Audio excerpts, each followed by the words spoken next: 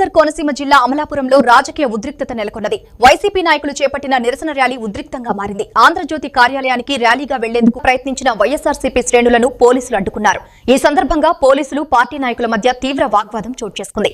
ABN Andhra Jyothi అధినేత రాధాకృష్ణ మహిళలపై అసభ్యకర వ్యాఖ్యలు చేశారని ఆరోపిస్తూ వైఎస్ఆర్సీపీ జిల్లా అధ్యక్షుడు చిర్ల జగ్గిరెడ్డి ఆధ్వర్యంలో అమలాపురం హైస్కూల్ సెంటర్లో నిరసన చేపట్టారు. ఈ సందర్భంగా జగ్గిరెడ్డి మాట్లాడుతూ రాధాకృష్ణ తక్షణమే మహిళలకు క్షమాపణ చెప్పాలని డిమాండ్ చేశారు. గతాన్ని ప్రస్తావిస్తూ తీవ్ర వ్యాఖ్యలు చేశారు. అలాగే ఏబీఎన్ కార్యాలయాలను ధ్వంసం చేయడం తమకు కష్టం కాదని, కానీ వైఎస్ జగన్మోహన్ రెడ్డి జర్నలిజం పట్ల ఉన్న గౌరవం, పార్టీ సంస్కారం వల్ల అలాంటి చర్యలకు దూరంగా ఉన్నామని పేర్కొన్నారు.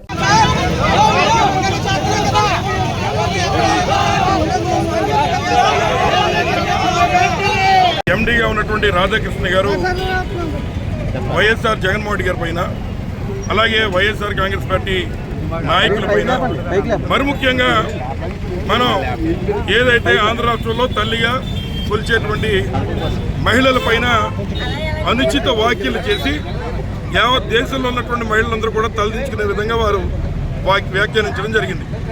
వారు అన్న మాటలు ఏమిటంటే, ఎవరైతే వైఎస్ఆర్ కాంగ్రెస్ పార్టీలో ఉన్న నాయకులు ఎవరైతే ఉన్నారో వారు వెన్నుముకలేనటువంటి వారు జగన్మోహన్ రెడ్డి గారు ఏమి చెబితే దాన్ని నమ్మి, ముఖ్యంగా వారి భార్యలను సైతం అవసరమైతే వారు మీ చెల్లెళ్ళని చెప్తే నమ్మి వారికి పెళ్లిళ్ళు చేయడానికి కూడా మరి వెనకాడరు వైఎస్ఆర్ కాంగ్రెస్ పార్టీ నాయకులు అనే విధంగా, మరి సభ్య సమాజం తలదించుకునే విధంగా మరి వారు మాట్లాడడం జరిగింది.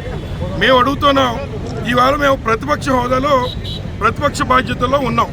ఈ రాష్ట్రంలో నారా చంద్రబాబు నాయుడు గారు వారు చేసే రియల్ ఎస్టేట్ కోసం ప్రజల యొక్క సొమ్ము, ఒకవైపు మరి నెల జీతాలకు కూడా డబ్బులు లేవి ప్రభుత్వం దగ్గర అని చెబుతూ ఈ రాష్ట్రంలో ఉన్నటువంటి సుమారు 2 లక్షల కోట్ల రూపాయలని ఎవరైతే తెలుగుదేశం పార్టీ నాయకులు మరి రాధాకృష్ణ గారి వాళ్ళు చేసుకుంటున్న రియల్ ఎస్టేట్ పేరుతో మరి అమరావతికి మార్చేసేటువంటి ఖర్చు పెట్టే కార్యక్రమం వారు చేస్తూ ఉన్నారు.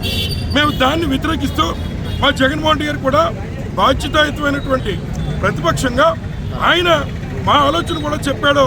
ఆ ఆలోచన మ్యావిగన్ అనేటువంటి ఒక ఆలోచన అదే పెట్టమని చెప్పట్లేదు, కానీ ఆ రకంగా మనం తీసుకుని ఏదైతే 2 లక్షలు ఖర్చు పెట్టి మీరు చేసేటువంటి రాజధానిని కేవలం 20,000 కోట్ల రూపాయలతో చేయొచ్చు కదా అనే ఆలోచన ఆయన చెప్పాడు.